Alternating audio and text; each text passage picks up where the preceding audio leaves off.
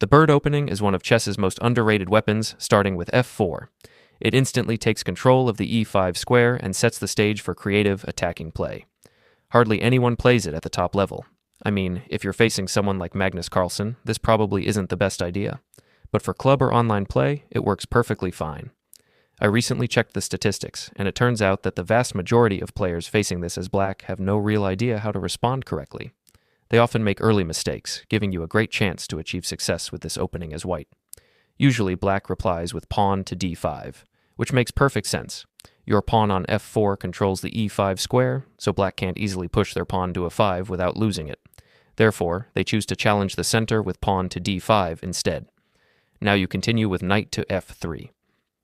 One of the biggest advantages of the bird opening is that you can use the same setup in almost every situation, regardless of what your opponent plays. Another huge benefit is that it naturally leads to a clear and powerful attacking plan in the middle game, allowing you to launch a strong assault on your opponent's king. Here's why I believe the bird opening is such a powerful and underrated choice for you. Most players simply aren't familiar with it. They don't study it, they don't prepare for it, and as a result, they often have no idea what to do once you play it. That lack of preparation instantly gives you an edge right from the start. After your opening move sequence, many opponents as black will try pawn to c5, attempting to fight for control over the central squares. In response, you calmly play pawn to e3, opening the diagonal for your light-squared bishop and preparing smooth development. Now, in most cases, black follows up with knight to c6, which looks natural but is actually slightly inaccurate. It's not a blunder, it doesn't lose immediately, but it allows you to respond with a very strong and thematic idea. Bishop to b5. This move puts immediate pressure on the knight at c6 and opens up some excellent attacking prospects for the future. That's why I'm not a fan of knight to c6 for black. Yet most players who have never studied the bird opening will play this move automatically. Once your bishop pins the knight, you start to gain even greater control over the key e5 square. Your knight can jump there later, exerting extra pressure and coordinating beautifully with your other pieces. You don't have to rush into that move. Just knowing that the option exists gives you flexibility and a long-term attacking plan. Altogether, this setup already begins to create dangerous attacking chances for white, even before the middle game has fully begun. Usually, black tries to free their position by developing the bishop to d7, but by that point, you've already built up the kind of pressure that most players won't be ready to handle. Now you continue with pawn to b3, which is another excellent and strategic idea. It's quite clear that your dark-squared bishop on c1 is currently rather passive. It's blocked by your own pawns, limiting its influence along its original diagonal. To solve this, you want to reroute that bishop and develop it along a much stronger diagonal. By playing pawn to b3, you prepare to fianchetto your dark-squared bishop to b2, where it will suddenly become an extremely active and powerful piece.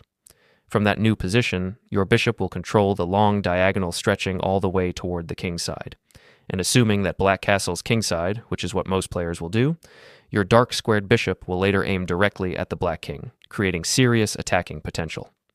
Another reason I love the move pawn to b3 at this stage is that it can often transpose into the same types of positions you would get if you had played pawn to b3 as your very first move, an opening I've personally always been fond of.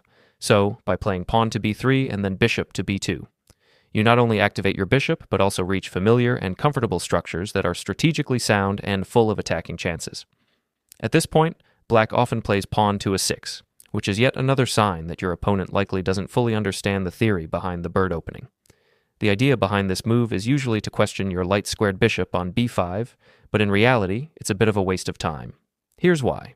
Your light-squared bishop on b5 doesn't have many other useful squares to retreat to, and eventually you would capture on c6 anyway, since that's the most logical and active continuation. So, when black spends a move playing pawn to a6, they're essentially helping you by losing a tempo for no real reason.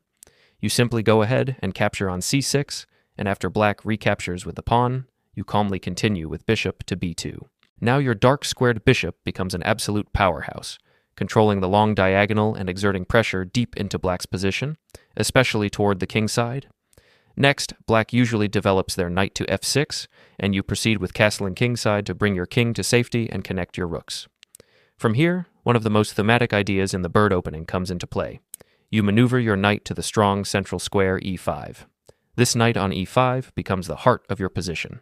It's well protected by your pawn on f4 and supported by your bishop on b2.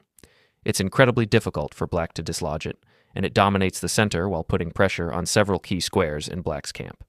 In many cases, your knight can even capture on c6, doubling black's pawns and further weakening their structure.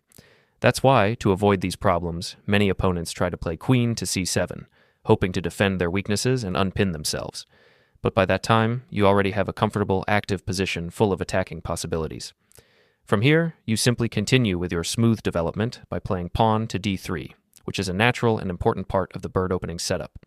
The idea behind this move is simple. You want to develop your queen's knight, but placing it immediately on c3 would block the diagonal for your dark squared bishop on b2. So instead, you first support your center with pawn to d3, and then you can comfortably bring your knight out to d2. Let's say black continues with a standard developing move like bishop to d6. You then play knight to d2 as planned. If black castles kingside here, interestingly, this position is already very favorable, and in many cases, even winning for white, despite the fact that these are considered the mainline normal moves for black. Pretty cool, right? Before we go over the exact winning sequence, take a moment to visualize your current setup as white. This is your typical bird opening structure, and you'll play it the same way in almost every variation. Your dark squared bishop on b2 and your pawn on f4 create a strong attacking foundation. This setup gives you great control over the center and opens up pathways for your queen or rook to slide toward the king side, allowing you to coordinate an attack against the black king once it castles. That's your main middle game plan, slowly bringing more of your pieces toward the king side to build up attacking pressure. In some cases, you can even push your pawn to g4 to launch a more direct assault, though that's usually reserved for sharper positions. Now, in this particular setup, you already have a nearly decisive attack. The key sequence starts with exchanging on c6, which opens up the long diagonal for your dark squared bishop. After that, you capture on f6, breaking apart the black kingside pawn structure and exposing the black king to your powerful bishops and attacking pieces. From there, your attack practically plays itself, a perfect example of why the bird opening can be such a deadly and underrated weapon. At this point, you continue the attack with queen to h5, bringing your queen closer to the black king and into the heart of the attack. Your plan is simple. Play rook to f3, then swing the rook to g3 or h3, depending on where the pressure is strongest. It's a straightforward yet deadly idea, and black has almost no proper defense. If black tries king to h8, you still play rook to f3, preparing the lift to g3 or h3 for a quick checkmate. Their only other try is rook to g8, but that fails immediately because the g7 pawn is left unprotected. You simply take it with queen takes g7, and their position collapses. Your queen now threatens both e6 and f6, and you can bring your rook to h3, creating unstoppable mating threats. By this stage, black's defense is shattered. You're attacking powerfully, up material, and completely dominating the board. A perfect demonstration of how dangerous the bird opening can be when played confidently.